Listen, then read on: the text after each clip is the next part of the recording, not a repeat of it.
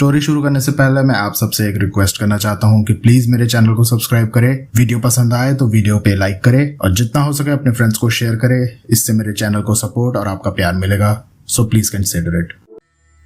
ये कार्यक्रम सत्य घटनाओं से प्रेरित है। जिनके साथ ये घटनाएं घटी उसकी वास्तविकता उन्हीं तक सीमित है। भूत प्रेतों के होने पर ये चैनल कोई दावा नहीं करता है और ना ही उनका प्रोत्साहन करता है। अक्सर लोग कहते हैं आत्माएं कभी नहीं मरती हैं, चाहे उन्हें तंत्र मंत्र से भगा दें या आग से जला दें, उनका अस्तित्व हमारे बीच हमेशा बना रहता है। और यहाँ तक कि आत्माएं अपनी कहानियों में भी जिंदा रहती हैं, चाहे वो कहानी पूरी हो या अधूरी।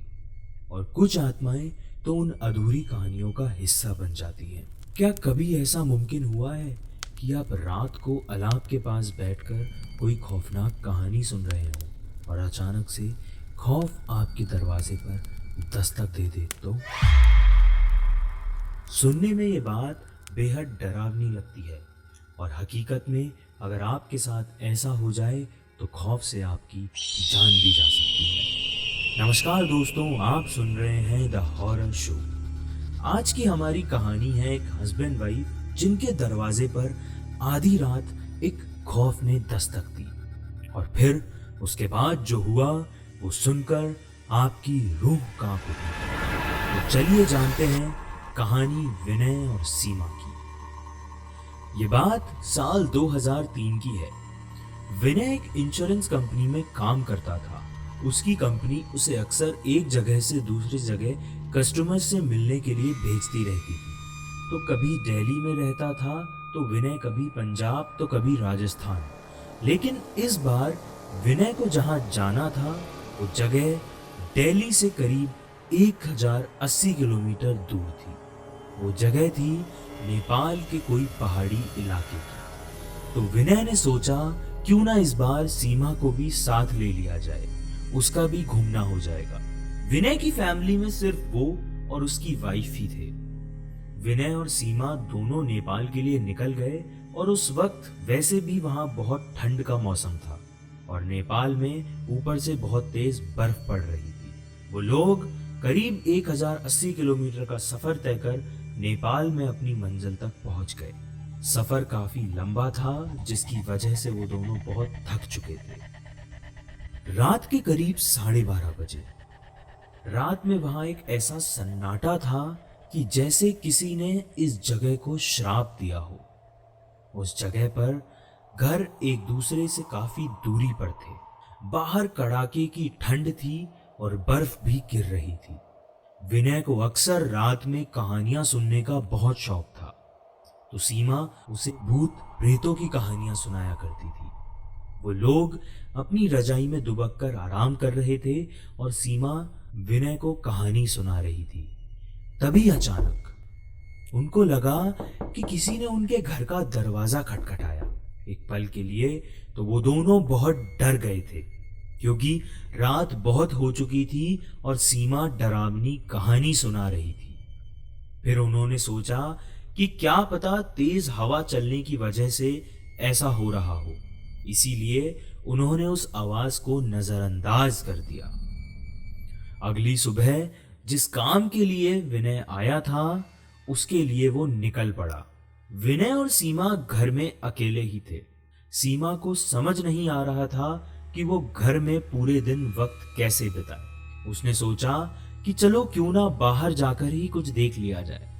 बाहर मौसम बड़ा सर्द था तो सीमा ने बाहर निकलने के लिए जैसे ही अपने घर का दरवाजा खोला वैसे ही उसने देखा कि घर के पास बने एक खंबे के पीछे एक छोटा सा बच्चा खड़ा है जो उसको चुपके चुपके अपनी तिरछी नजरों से देख रहा था। सीमा ने उसको अपनी ओर बुलाया पर वो नहीं आया और वो वहां से भाग गया। सीमा को उस वक्त कुछ समझ नहीं आ रहा था और वो उस बच्चे को नजरअंदाज कर बाहर घूमने के लिए निकल गई।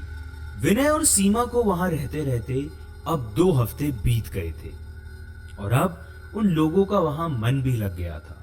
लेकिन फिर अगली सुबह का सूरज न जाने विनय और सीमा के लिए अमावस का चांद बनकर निकला था, क्योंकि उन्हें शायद इस बात का एहसास नहीं था कि उनके साथ क्या होने वाला है। उस सुबह जब विनय को बाय बोलने के लिए सीमा बाहर आई तो उसने फिर कुछ वैसा ही देखा जैसा कि उसने 2 हफ्ते पहले देखा था। वो लड़का उसको फिर से वहीं उस खंबे के पीछे दूर खड़े हुए घूरे जा रहा था, और इस बार सीमा ने हिम्मत दिखाते हुए उस बच्चे को पकड़ लिया और पूछा कि तुम यहाँ क्या कर रहे हो। उस बच्चे ने कुछ नहीं बोला, ना ही कुछ बताया। सीमा ने उसे उसके घर के बारे में पूछा, तब भी वो कुछ नहीं बोला, और आखिर में उसका नाम पूछने पर उसने धीमी सी आवाज में अपना नाम सूर्य बताया, और फिर वो वहां से भाग गया। वो बच्चा तो वहां से भाग गया था, लेकिन अब सीमा के मन में बहुत सारे सवालों ने जन्म ले लिया था, क्योंकि सीमा को उस बच्चे का बिहेवियर कुछ समझ नहीं आया, और ये सिलसिला ऐसे ही चलता रहा। वो बच्चा रोज उसको खंबे के पीछे से घूरता रहता था। फिर एक दिन रविवार की रात थी। दोनों घर में अंगीठी के सामने आग ताप रहे थे, और सीमा विनय को एक प्रेत की कहानी सुना रही थी। तभी अचानक किसी ने दरवाजा खटखटाया। उन दिनों उन दोनों को फिर से लगा कि शायद हवा की वजह से आवाज आई होगी, और फिर तभी जब एक बार फिर दरवाजा खटखटाने की आवाज आई तो वो चौंक गए थे, क्योंकि इस बार खटखटाने की आवाज साफ साफ आ रही थी। ये आवाज सुनकर दोनों की रूह कांप गई थी, क्योंकि इतनी रात को वो भी जान ले लेने वाली ठंड में आखिर उस दरवाजे के पीछे कौन था। कुछ पलों के लिए दोनों केवल एक दूसरे का चेहरा देख रहे थे, और फिर वहां कुछ ऐसा हुआ जिसका दोनों को कोई अंदाजा नहीं था। दरवाजे के बाहर से धीरे धीरे रोने की आवाज आने लगी। विनय और सीमा बहुत डर गए थे, लेकिन तभी विनय ने हिम्मत कर जोर से आवाज में बोला, कौन है बाहर? वहां विनय की आवाज के बाद कुछ देर तक सन्नाटा रहा, पर बाद में एक धीमी सी आवाज आई, दरवाजा खोलो प्लीज, दरवाजा खोलो, बाहर बहुत ठंड है, प्लीज दरवाजा खोलो। विनय और सीमा दोनों के हाथ पैर कांप उठे थे कि आखिर इतनी रात गए कौन सी बला हमारे दरवाजे पर खौफ की दस्तक दे रही है।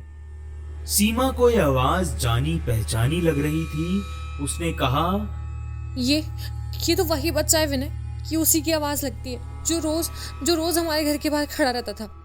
सीमा ने कहा कि हमें उसे अंदर लाना चाहिए। वो भागते हुए दरवाजे के पास जा ही रही थी कि अचानक उनके घर के फोन की घंटी बजती है।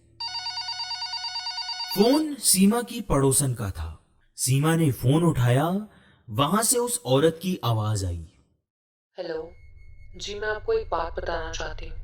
अगर आपके घर के बाहर कोई भी दरवाजा खटखटाए तो उसे खोलना मत। ये सुनकर सीमा हैरान हो गई थी कि आखिर अब उसकी पड़ोसन ने कॉल क्यों किया और ये दरवाजे की बात वो क्यों कर रही है। सीमा ने उससे पूछा, आपको ये नंबर कहाँ से मिला? और मेरे घर के बाहर एक बच्चा है, उसकी आवाज मुझे आ रही है, और वो बार बार मुझे दरवाजा खोलने के लिए बोल रहा है। नहीं, आप बिल्कुल मत खोलना। वो असल में एक आत्मा है। यहाँ जब जब तेज आंधी और ठंड बढ़ती है वो तब सबके घर के बाहर जाता है और दरवाजा खोलने को कहता है। वो ठंड का बहाना बनाता है और दरवाजा खुलवाने की कोशिश करता है, और अगर कोई गलती से दरवाजा खोल दे तो वो अगले दिन बर्फ में दबा हुआ मिलता है। ये सुनते ही उनके पैरों से जमीन ही खिसक गई। सीमा को यकीन नहीं हो रहा था कि जो बाहर दरवाजा खटखटा रहा है वो असल में कोई बच्चा नहीं, एक आत्मा है। और सीमा उससे कुछ और पूछती, उस औरत ने कॉल काट दिया। उन्होंने उस रात दरवाजा नहीं खोला, और अगले दिन सुबह होते ही वो दोनों भागकर पड़ोसी के पास गए और पूरे मामले के बारे में पूछा।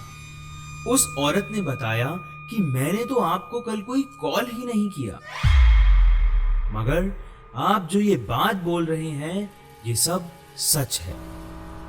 इतना सुन सीमा बेहोश हो गई। ये देख विनय बहुत घबरा गया था और फिर उन्होंने उसे पानी के छींटे डाल होश में लेकर आए। फिर पड़ोसन ने उन्हें सारी बात बताई। उसने बताया, इस गांव में एक परिवार रहता था। पहाड़ टूटने की वजह से उस परिवार के सभी लोगों की मौत हो गई और बस एक बच्चा बच गया। वो बच्चा दूसरों के घर जा जाकर खाना मांगता था। एक दिन बहुत जोरों की बर्फ और आंधी पड़ रही थी। वो दूसरों के घर के बाहर जाकर दरवाजा खटखटाकर घर के अंदर आने की गुहार लगा रहा था, पर किसी ने भी उसकी बात नहीं सुनी। ठंड की वजह से सब अपने घरों में दुबके हुए थे और फिर सुबह होने पर उस बच्चे की लाश बर्फ में अकड़ी हुई मिली। आज भी कभी भी जोरों से बर्फ की आंधी आती है तो उसकी आत्मा सबके घर के पास आती है और गुहार लगाती है। ये सब सुनकर वो दोनों हैरान रह गए थे और उन्हें अब कुछ समझ नहीं आ रहा था कि इस मुसीबत से पीछा कैसे छुड़ाया जाए। फिर वहां उन दोनों के साथ 3-4 बार ऐसा ही हुआ और फिर वो लोग विनय का काम खत्म हो जाने पर वहां से चले गए।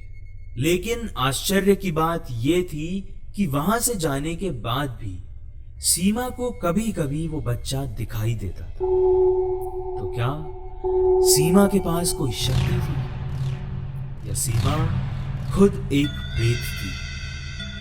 ये रहस्य सीमा के साथ ही चला गया। तो आप भी जब कभी कोई भूत प्रेतों की कहानी सुने तो ध्यान रखिए, आत्माएं हमसे जुड़ना चाहती है और हमेशा हमारे इर्द गिर्द ही घूमती है। क्या आपको भी लगता है कि विनय और सीमा को वो आत्मा इसी वजह से दिखाई दी?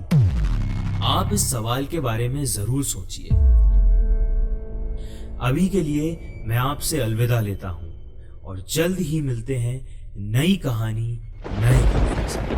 अगर आप ये कहानी गाना.com, विंक म्यूजिक या स्पॉटिफाई पे सुन रहे हैं तो मुझे फॉलो जरूर करें और आप मेरे इंस्टाग्राम हैंडल को फॉलो कर सकते हैं कहानियों की लेटेस्ट अपडेट्स के लिए। और इन कहानियों का लुत्फ आप मेरे YouTube चैनल पे विजुअल्स के साथ उठा सकते हैं। धन्यवाद। आप सुन रहे थे द हॉरर शो।